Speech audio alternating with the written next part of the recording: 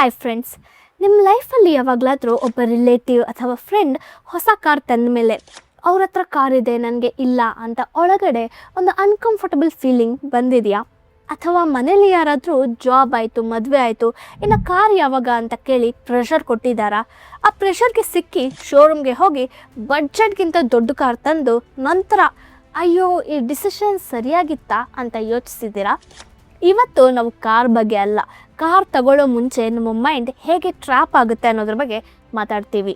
Society ಹೇಗೆ ನಮ್ಮ decisions ಮೇಲೆ ಪ್ರಭಾವ ಬೀರುತ್ತೆ, ಆ ಟ್ರ್ಯಾಪಿಂದ ಹೊರಬಂದು ಸ್ಮಾರ್ಟಾಗಿ ಯೋಚಿಸೋದು ಹೇಗೆ ಅನ್ನೋದನ್ನ ತಿಳ್ಕೊಳ್ಳೋಣ. ಇದು ಕಾರ್ಗೆ ಮಾತ್ರ ಅಲ್ಲ, ಜೀವನದ ಪ್ರತಿಯೊಂದು ದೊಡ್ಡ ಡಿಸಿಷನ್ಸ್ಗೂ ಅಪ್ಲೈ ಆಗುತ್ತೆ. ಇದನ್ನ ಅರ್ಥ ಮಾಡಿಕೊಂಡ್ರೆ ಹಣ ಉಳಿಯುತ್ತೆ, ಮನಸ್ಸಿಗೂ ನೆಮ್ಮದಿ ಸಿಗುತ್ತೆ. ಆದರೆ ಅದಕ್ಕಿಂತ ಮೊದಲು ಒಂದು ಪ್ರಶ್ನೆ, ಸೊಸೈಟಿ ಪ್ರೆಷರ್ಗೆ ಸಿಕ್ಕಿ ಯಾವಾಗಲಾದರೂ ಒಂದು ದೊಡ್ಡ ಡಿಸಿಷನ್ ತಗೊಂಡು ನಂತರ ರಿಗ್ರೆಟ್ ಆಗಿದ್ದೀರಾ? ಕಮೆಂಟಲ್ಲಿ ಹೇಳಿ. ನಾವ್ ಲೆಟ್ಸ್ ಗೆಟ್ ಸ್ಟಾರ್ಟೆಡ್. ಮೊದಲನೇ ವಿಷಯ, ದ ಬಡ್ಜೆಟ್ ಟ್ರ್ಯಾಪ್. ಕಾರ್ ತಗೊಳ್ಳೋದು ಈಸಿ, ಆದರೆ ಮೇಂಟೈನ್ ಮಾಡೋದು ಚಾಲೆಂಜಿಂಗ್. ಬಹಳ ಜನ ಶೋರೂಮ್ಗೆ ಹೋದ ತಕ್ಷಣ ಹೊಸ ಕಾರ್ನ smell, shining look, comfortable seats, ಸೇಲ್ಸ್ಮ್ಯಾನ್ನ ಮಾತು ಇವೆಲ್ಲ ಸೇರಿ ಎಮೋಷ್ನಲ್ ಹೈನ ಕ್ರಿಯೇಟ್ ಮಾಡುತ್ತೆ.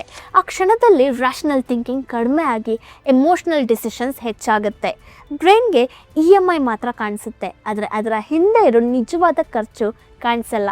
ನಿಜವಾದ ಕಾಸ್ಟ್ ಅಂದರೆ EMI ಮಾತ್ರ ಅಲ್ಲ, fuel, insurances, service, repairs, parking, tolls ಇವೆಲ್ಲ ಸೇರಿ ಕಾರ್ನ ರಿಯಲ್ ಎಕ್ಸ್ಪೆನ್ಸ್ ಆಗುತ್ತೆ. ಆದರೆ ಶೋರೂಮಲ್ಲಿ ಈ ಕಂಪ್ಲೀಟ್ ಪಿಕ್ಚರ್ ಬಗ್ಗೆ ನಾವು ಯೋಚಿಸೋದೇ ಇಲ್ಲ, ಯಾಕಂದರೆ ಆ ಕ್ಷಣದಲ್ಲಿ ಬ್ರೈನ್ ಎಮೋಷನಲ್ಲಿ ಇರುತ್ತೆ, ಕ್ಯಾಲ್ಕುಲೇಷನಲ್ಲಿ ಅಲ್ಲ. ಇಲ್ಲಿ ಒಂದು ಮುಖ್ಯವಾದ ಸೈಕಾಲಜಿ ಇದೆ, ಅದನ್ನು ಎಮೋಷ್ನಲ್ ಸ್ಪೆಂಡಿಂಗ್ ಟ್ರ್ಯಾಪ್ ಅಂತ ಕರೀತಾರೆ. ನಾವು ತುಂಬ ಎಕ್ಸೈಟೆಡ್ ಆಗಿದ್ದಾಗ ಬ್ರೈನ್ ದೊಡ್ಡ ಫಿನಾನ್ಷಿಯಲ್ ಡಿಸಿಷನ್ಸ್ನ ತಗೊಳ್ಳೋಕ್ಕೆ ಪುಷ್ ಮಾಡುತ್ತೆ. ಅದರ ಎಕ್ಸೈಟ್ಮೆಂಟ್ ಕಡಿಮೆ ಆದಮೇಲೆ ಮಾತ್ರ ಅದರ ಭಾರ ಅರ್ಥ ಆಗುತ್ತೆ. ಅದಕ್ಕೆ ಯಾವುದೇ ದೊಡ್ಡ ಪರ್ಚೇಸ್ ಮಾಡೋ ಮೊದಲು ಕನಿಷ್ಠ ಒಂದು ವಾರ ವೆಯ್ಟ್ ಮಾಡಿ. ಒಂದು ಸಿಂಪಲ್ ಗೈಡ್ಲೈನ್, ಕಾರ್ EMI ನಿಮ್ಮ ಮಂತ್ಲಿ ಇನ್ಕಮ್ನ 10% ಒಳಗೆ ಇರೋದು ಉತ್ತಮ. EMI ಮಾತ್ರ ಅಲ್ಲ, ಫ್ಯೂಯಲ್, ಇನ್ಶೂರೆನ್ಸ್, ಸರ್ವಿಸ್ ಎಲ್ಲನೂ ಸೇರಿ ನಿಮ್ಮ ಲೈಫ್ ಸ್ಟೈಲ್ನ ಇಂಪ್ರೂವ್ ಮಾಡಬೇಕು, ಸ್ಟ್ರೆಸ್ನ ಕ್ರಿಯೇಟ್ ಮಾಡಬಾರ್ದು. ಎರಡನೇ ವಿಷಯ, ಸೋಷಿಯಲ್ ಕಂಪ್ಯಾರಿಸನ್ ಟ್ರ್ಯಾಪ್. ಸೈಕಾಲಜಿಯಲ್ಲಿ ಇದನ್ನು ಸೋಷಿಯಲ್ ಕಂಪ್ಯಾರಿಸನ್ ಎಫೆಕ್ಟ್ ಅಂತ ಕರೀತಾರೆ. ಫ್ರೆಂಡ್ ದೊಡ್ಡ SUV ತಂದ ಅಂತ ಅದು ನಿಮಗೂ ಬೇಕು ಅನ್ನೋದು ಸರಿಯಾದ ರೀಸನ್ ಅಲ್ಲ. ಅವರ ಇನ್ಕಮ್, ಫ್ಯಾಮಿಲಿ ನೀಡ್ಸ್ ಬೇರೆ, ನಿಮ್ಮದು ಬೇರೆ. ಕಂಪ್ಯಾರಿಸನಲ್ಲಿ ಈ ವ್ಯತ್ಯಾಸ ಕಾಣಿಸಲ್ಲ. ಅವ್ರಿಗೆ ಇದೆ, ನನಗೆ ಇಲ್ಲ ಅನ್ನೋ ಫೀಲಿಂಗ್ ಮಾತ್ರ ಕಾಣಿಸುತ್ತೆ. ಇದರ ಜೊತೆಗೆ ರಿಲೇಟಿವ್ಸ್ನ ಇನ್ನೂ ಕಾರ್ ಯಾವಾಗ ಅನ್ನೋ ಪ್ರೆಷರ್ ಕೂಡ ಒಂದು ಟ್ರ್ಯಾಪ್. ನೆನಪಿರಲಿ, EMI ಕಟ್ಟೋದು ನೀವು, ರಿಲೇಟಿವ್ಸ್ ಅಲ್ಲ. ಸೊ ಡಿಸಿಷನ್ ಕೂಡ ನಿಮ್ಮ ಬಡ್ಜೆಟ್, ನಿಮ್ಮ ಲೈಫ್ ಮತ್ತು ನಿಮ್ಮ ನೀಡ್ಸ್ಗೆ ಸೂಟ್ ಆಗೋದಿರಬೇಕು, ಬೇರೆಯವರ ಅಪ್ರೂವಲ್ಗೋಸ್ಕರ ಅಲ್ಲ. ಮೂರನೇ ವಿಷಯ, ಫೀಚರ್ ಟ್ರ್ಯಾಪ್. ಶೋರೂಮಲ್ಲಿ sunroof, big screen, ambient lights ನೋಡಿದ ತಕ್ಷಣ ಇದರಲ್ಲಿ ಡ್ರೈವ್ ಮಾಡೋದು ಎಷ್ಟು ಚೆನ್ನಾಗಿರುತ್ತೆ ಅಂತ ಇಮ್ಯಾಜಿನ್ ಮಾಡ್ತೀವಿ. ಆದರೆ ರಿಯಾಲಿಟಿಯಲ್ಲಿ ಆ ಫೀಚರ್ಸ್ನ ನಾವು ಎಷ್ಟು ಯೂಸ್ ಮಾಡ್ತೀವಿ? ಬಹಳ ಕಡಿಮೆ. ಸೈಕಾಲಜಿಯಲ್ಲಿ ಇದನ್ನು ಫೀಚರ್ ಬಯಾಸ್ ಅಂತ ಕರೀತಾರೆ. ನಾವು ಫೀಚರ್ಗಿಂತ ಅದರ ಇಮ್ಯಾಜಿನೇಷನ್ಗೆ ಹೆಚ್ಚು ಹಣ ಕೊಡ್ತೀವಿ. ಅದರಿಂದ ಕಾರ್ ತಗೊಳ್ಳೋ ಮೊದಲು ಫೀಚರ್ಸ್ಗಿಂತ ಸೇಫ್ಟಿಗೆ ಇಂಪಾರ್ಟೆನ್ಸ್ ಕೊಡಿ. Safety rating, airbags, engine reliability, service network ಇವು ಮೊದಲು, ಸನ್ ರೂಫ್ ನಂತರ. ನಾಲ್ಕನೇ ವಿಷಯ, ಶೋರೂಮ್ ಸ್ಕ್ಯಾಮ್ ಸೈಕಾಲಜಿ.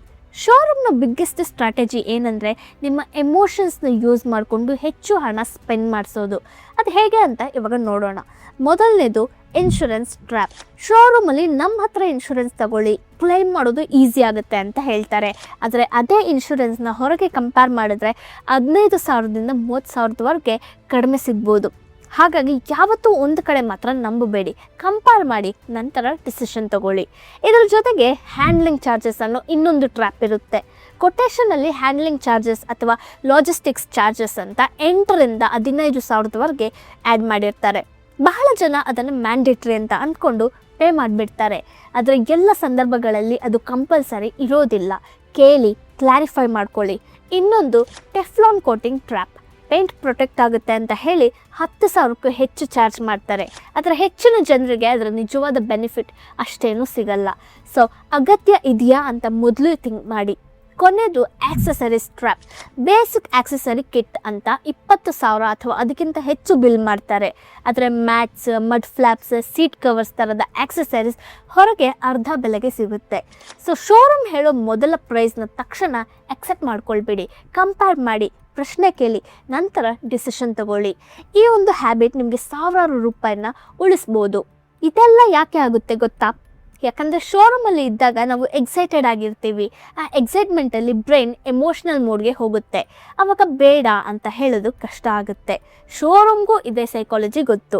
ಅದಕ್ಕೆ ಆ ಕ್ಷಣದಲ್ಲಿ ಇನ್ಶೂರೆನ್ಸ್, ಕೋಟಿಂಗ್, ಆಕ್ಸೆಸರೀಸ್ ಅಂತ ಎಕ್ಸ್ಟ್ರಾ ಚಾರ್ಜಸ್ನ ಆ್ಯಡ್ ಮಾಡೋಕ್ಕೆ ಟ್ರೈ ಮಾಡ್ತಾರೆ. ಈ ಟ್ರ್ಯಾಪಿಂದ ತಪ್ಪಿಸ್ಕೊಳ್ಳೋಕ್ಕೆ ಒಂದೇ ದಾರಿ, ಶೋರೂಮ್ಗೆ ಹೋಗೋಕ್ಕೆ ಮುಂಚೆ ರಿಸರ್ಚ್ ಮಾಡಿ, ಇನ್ಶೂರೆನ್ಸ್ನ ಆನ್ಲೈನಲ್ಲಿ ಕಂಪೇರ್ ಮಾಡಿ, ಎಕ್ಸ್ಟ್ರಾ ಚಾರ್ಜಸ್ನ ಬಗ್ಗೆ ತಿಳ್ಕೊಳ್ಳಿ, ನಂತರ ಹೋಗಿ. 5ನೇ ವಿಷಯ, used car versus new car psychology.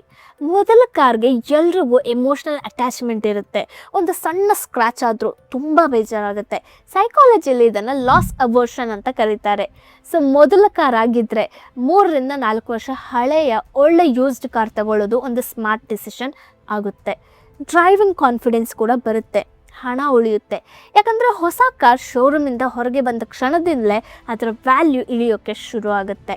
But used car ತಗೊಳ್ಳೋವಾಗ ಜಾಗ್ರತೆ ಇರಬೇಕು. ಟ್ರಸ್ಟೆಡ್ ಸೆಲ್ಲರಿಂದ ತಗೊಳ್ಳಿ, ಕಿಲೋಮೀಟರ್ ರೀಡಿಂಗ್ ಚೆಕ್ ಮಾಡಿ, ಸಾಧ್ಯ ಆದರೆ ಒಬ್ಬ ಮೆಕ್ಯಾನಿಕ್ ಜೊತೆ ಹೋಗಿ ಇನ್ಸ್ಪೆಕ್ಟ್ ಮಾಡಿಸಿ. 6ನೇ ವಿಷಯ, ಟೈಮಿಂಗ್ ಸೈಕಾಲಜಿ. ಇದು ಬಹಳ ಜನರಿಗೆ ಗೊತ್ತಿಲ್ಲ. ಪ್ರತಿ ತಿಂಗಳ ಕೊನೆಯ 3ರಿಂದ 4 ದಿನ ಶೋರೂಮ್ಗಳಿಗೆ ಸೇಲ್ಸ್ ಟಾರ್ಗೆಟ್ ಇರುತ್ತೆ. ಆ ಟೈಮಲ್ಲಿ ಹೋದರೆ ಎಕ್ಸ್ಟ್ರಾ ಡಿಸ್ಕೌಂಟ್ ಅಥವಾ ಫ್ರೀ ಆಕ್ಸೆಸರೀಸ್ ಸಿಗೋ ಚಾನ್ಸಸ್ ಇರುತ್ತೆ. ಇನ್ನು ಪೇಷನ್ಸ್ ಇದ್ದರೆ ಡಿಸೆಂಬರ್ವರೆಗೆ ವೆಯ್ಟ್ ಮಾಡಿ. ಇಯರ್ ಎಂಡ್ ಸ್ಟಾಕ್ ಕ್ಲಿಯರ್ ಮಾಡೋ ಟೈಮಲ್ಲಿ ಸಾಕಷ್ಟು ಆಫರ್ಸ್ ಬರ್ಬೋದು. ಟೈಮಿಂಗ್ ಗೊತ್ತಿದ್ದವರು ಸಾವಿರಾರು ರೂಪಾಯಿನ ಸೇವ್ ಮಾಡ್ತಾರೆ. ಕೊನೆಗೆ ಒಂದು ಮಾತು, ಪರ್ಫೆಕ್ಟ್ ಕಾರ್ ಅನ್ನೋದು ಈ ಜಗತ್ತಲ್ಲಿ ಇಲ್ಲ. ನಿಮ್ಮ ಬಡ್ಜೆಟ್ಗೆ, ನಿಮ್ಮ ಲೈಫ್ ಸ್ಟೈಲ್ಗೆ, ನಿಮ್ಮ ಡೈಲಿ ನೀಡ್ಸ್ಗೆ ಸೂಟ್ ಆಗೋ ಕಾರ್ ಮಾತ್ರ ಪರ್ಫೆಕ್ಟ್ ಆಗಿರುತ್ತೆ. ಬೇರೆಯವರ ಪ್ರೆಷರ್ಗೆ, ಶೋ ಆಫ್ಗೋಸ್ಕರ ಅಥವಾ ಕಂಪ್ಯಾರಿಷನ್ಗೋಸ್ಕರ ಕಾರ್ ತಗೊಳ್ಬೇಡಿ.